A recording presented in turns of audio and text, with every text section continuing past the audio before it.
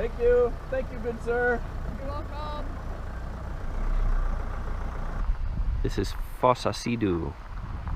We're headed out east to Jökulsárlón and to Skaftafell. And this is just a random spot along the road. Some beautiful falls.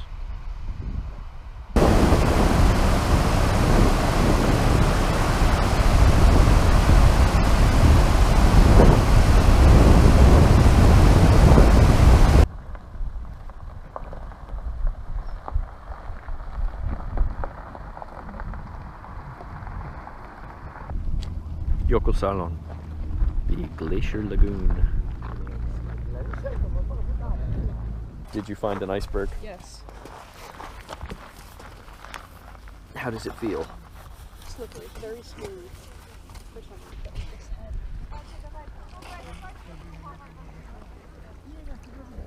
How's the water? It's very cold.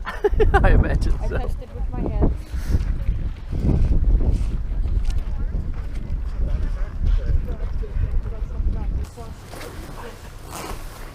Nice outfit you got there. Where are you going? We're going glacier hunting. I hear you've got 5 minutes to survive if you fall in. 5 minutes? Uh-huh. I thought it was seconds. I thought she said seconds, but No. well, that's good. No, it's not liquid nitrogen. You'll be okay. And actually, it's above freezing. So. Yeah. Yeah, it's more than 5 minutes. Hello. Hello. I'm known. What'd you do with your white poofy jacket? I took it off and left it in there. Well.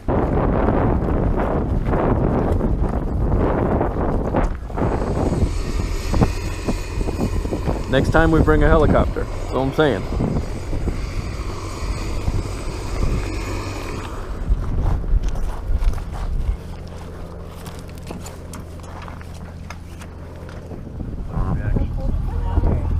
Right here, 2.1 degrees Celsius.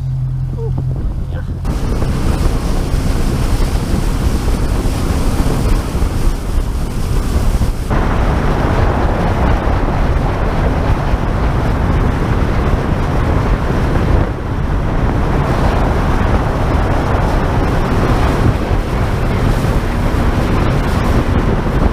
When these icebergs are exposed to the atmosphere for a long time, they start to melt and oxygen seeps into the cracks and they slowly turn white like this one. But this blue color is far more interesting. So underneath the water, all of these icebergs are blue. They have this beautiful shade of blue like this one right here. So if we see this color, it means that the iceberg has tilted recently or completely flipped over. So they only stay this blue for about 7 or 8 hours until they start turning white. Wow. Yeah, so there's actually nothing blue about these icebergs at all. It's sort of an optical illusion here. So the ice can absorb all the colors of the light coming in, but if it's really thick and dense, this blue wavelength is really short and that one isn't able to make it through, so it's reflected back, making it seem blue. So it's like if I were to take a cup of water here from the lagoon, and the cup, the water is clear, but if you look at the lagoon, it's blue, greenish, even. And could you guys guess what this black color might be? Dust. Ash? Dust? Yep, so you're both right. So most of it is just dirt, sand, and gravel that the glacier picked up on his way down here. But if we see stripes in it, these black volcanic stripes, yeah, that would be ash. And what makes these things tilt and break is just because the lagoon is connected to the ocean, and this brings in a lot of salt water. And the salt water is eating away the icebergs from underneath, so they're melting faster underneath than above. And when a big piece of an iceberg breaks, it has to find a new balance with its weight, equilibrium. So they tend to most oftentimes just tilt, like these ones up ahead. You can see a line under them. This is where the water level used to be, so they tend to tilt. But in this case, completely flip over. So this can be very dangerous. There's no signs, no warnings. Once you hear the snap and you're too close, it's too late. You're either going to get crushed, or because we never know how they're shaped underneath, we could be right below us, flipping us over with them. Ooh. Yeah, so the rule here is the bigger the iceberg, the further we stay away. 1,000 years old. this is the time it takes for it to come from the top of the glacier all the way here down into my hands. And I'm gonna say it's probably its last day or two in the lagoon, so it's a nice little ceremony for it. But this thing is super compact, super dense, because you need around 1 meter of snow to create 1 centimeter of glacier. So this thing is actually perfect for drinks. So if you guys got the whiskey, meet me halfway here. No. This thing is perfectly safe to eat and taste as well, if you can break a piece of it, or if you just want to give it a good old lick. You're not going to contract some ancient virus, no worries. So you guys want to hold this? Yeah, just pass this around the boat so everyone can have their turn with it. The guy from Canada who told me, what's the one vegetable you don't want on your boat? A leek. I wanted to throw him overboard. David, 1,000-year-old ice. All right, since I can't say it, what's the proper pronunciation for the glacier? So this glacier tongue right here goes by the very simple name of Jökulsárlón. Just rolls off the tongue, doesn't it? Jökulsárlón. Yeah, if you Something just roll, like that. if you roll your arse a little more, you're real close to it. All right. I just heard something. Yeah, it sounded like something coming up somewhere. The ice can also break from behind the wall, so it's just hitting more ice. But sometimes I'm out here for 4 days in a row without hearing or seeing anything. So just have to be lucky here.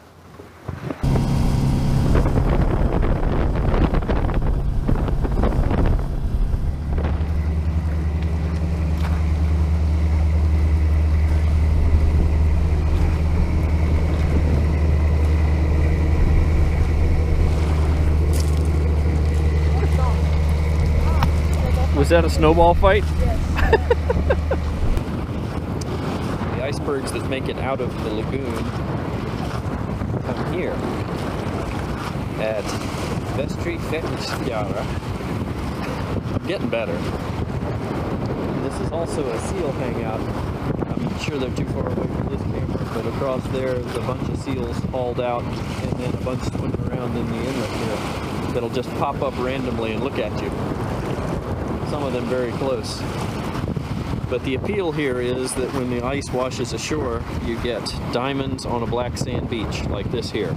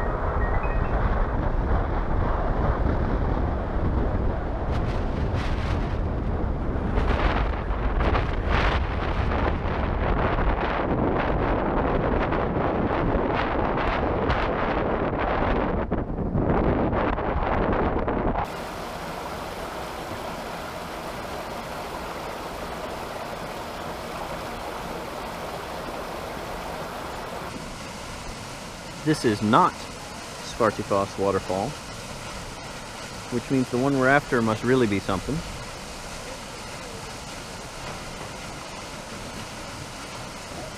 Really big mountains. Skaftafell is in the next valley. And then nothing but a barren lava field plain. The Atlantic is out there somewhere. There's Svartifoss. There's a bridge down there and a trail to the bottom, but I think I've killed my family and they are about to mutiny and I might be thrown off this cliff.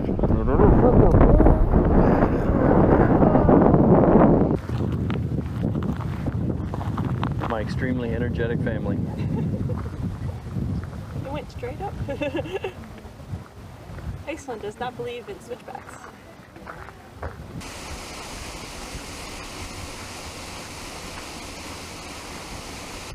It's one thing I found weird about Iceland is that all the campgrounds are just open fields like this.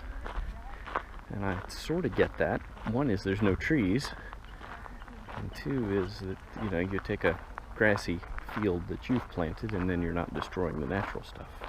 Still looks strange to me, particularly when it's right next to a parking lot.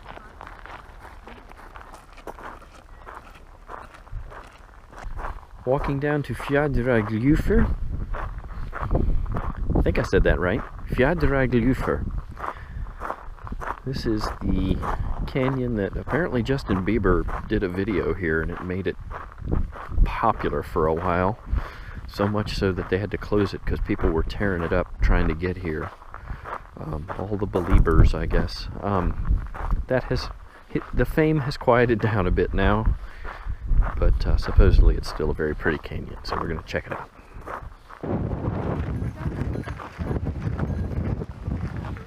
I got to admit, this is a bigger canyon than I thought it would be. Let's go down to that platform. Yeah, hold on.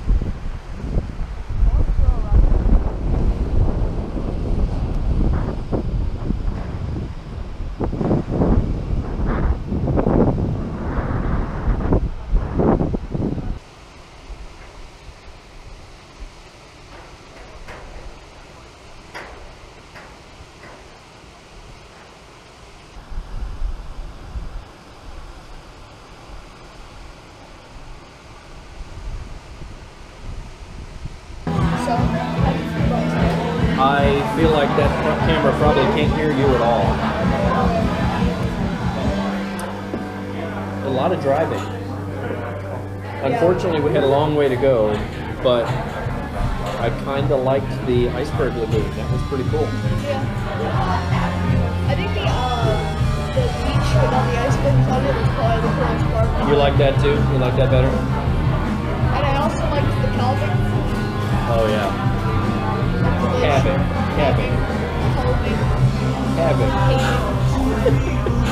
Just like when a cow has a baby, it calves.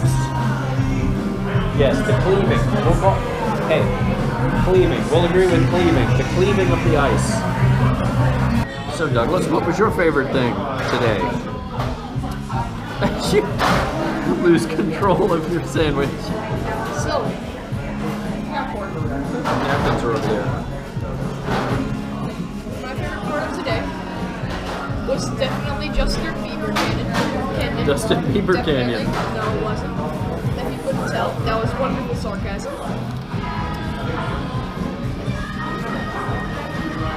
My favorite part of today was Glacial lagoon.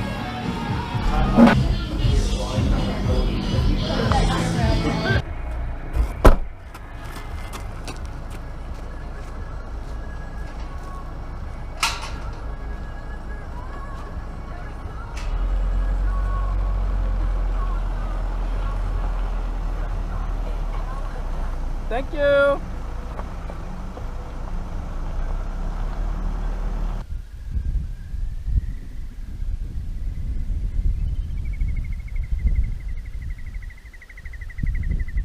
I have no idea what that is. All the birds here are unfamiliar. Is that a whimbrel? Fjaðrárgljúfur. Fjaðrárgljúfur.